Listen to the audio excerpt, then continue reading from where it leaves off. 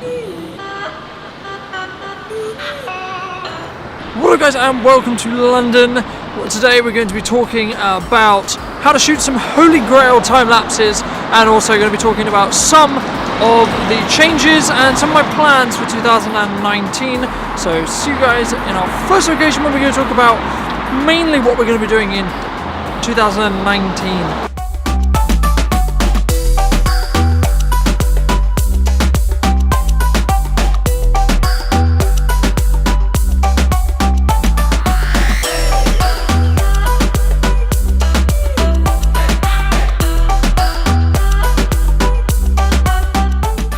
So ladies and gentlemen, we're back and we are going to be discussing what we're going to be doing next year.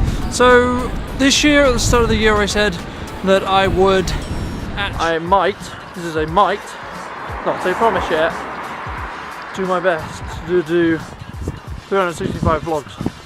Actually vlog 365 days in the year. Now I ended up doing a daily vlog for, I want to say like 3 months, but I didn't actually end up completing that, unfortunately, because I just wanted to actually use it to help me edit faster. But I want to create more. I want to create a little bit more on a schedule. I think we're going to aim for about 1 video a week of the current style that we're doing, because these videos do take. That's mainly what we're going to be doing. There's also going to be some goals and some stuff that I've been reading and listening to, audiobooks and stuff that I've been learning about, that I'm going to save for another video. But we're going to go to our second location and we're going to discuss how to shoot a Holy Grail, which is going to be the main part of this video, but I wanted to give you guys just a little bit of an update.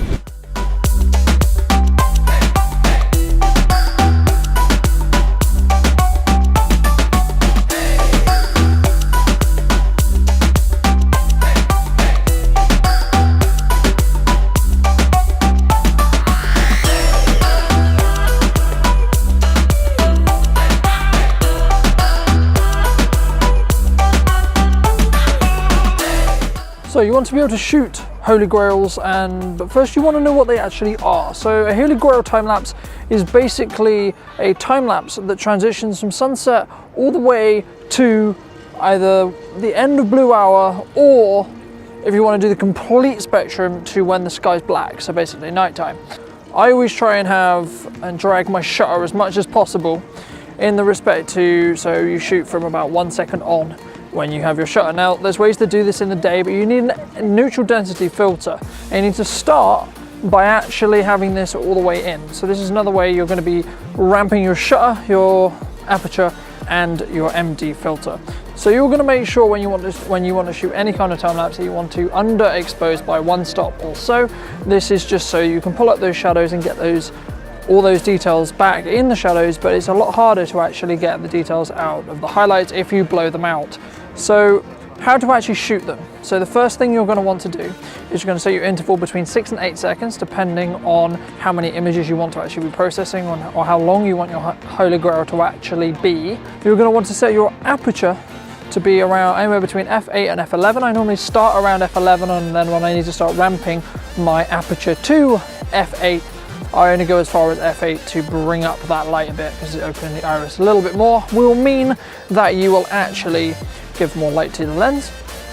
So you're going to start ideally anywhere between 2 to 1 second shutter with basically your MD filter all the way rotated around, so the darkest side of that MD.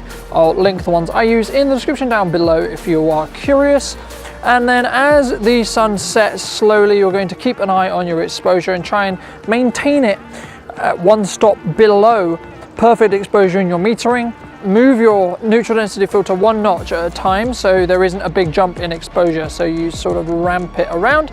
Then when you run out of MD exposure, you want to then start ramping your shutter. Now if you're going to be shooting on a camera that has a built-in intervalometer, then you need to make sure that you can pause the intervalometer shooting time and then restart it.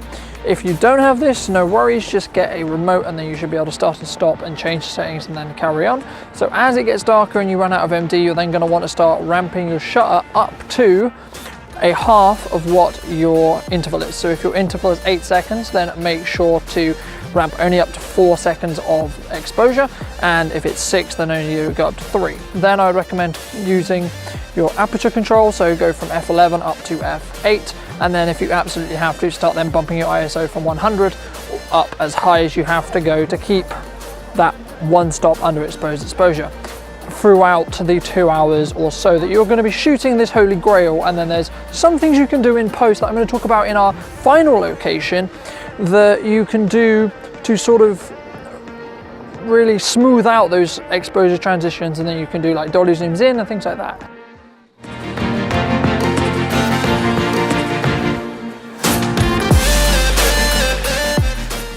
So the reason why we're not doing this in London next to the eye like I planned is because the shot I did actually shoot is completely out of focus. So we're going to be doing it at home just to finish off this edit so I can get it out for you guys. But how to process your Holy Grails is pretty simple. So I use a program called LR Time-Lapse. It gives you the ability to be able to process more than 400 images. Now I'm going to be doing a specific video, which will probably be the next video, talking about LR Time-Lapse specifically.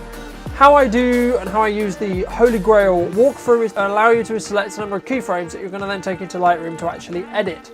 After you've done that, it's going to ask you to sort of move a yellow bar around, and basically that bar is going to allow you to smooth out those transitions where the interval had to be changed because you had to pause the time-lapse itself to change settings. Then after that, you're going to process it in Lightroom and do your edits. Make sure to change your white balance from daylight to fluorescent or tungsten, depending on the kind of situation that you're actually shooting in, but in this case I used fluorescent.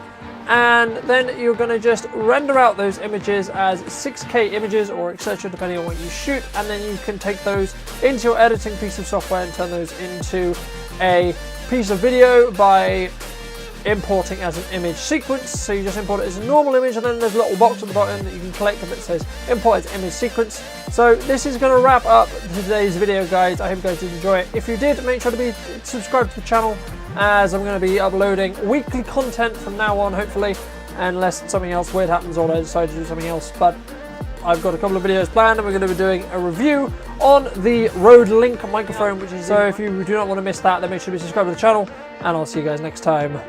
Farewell.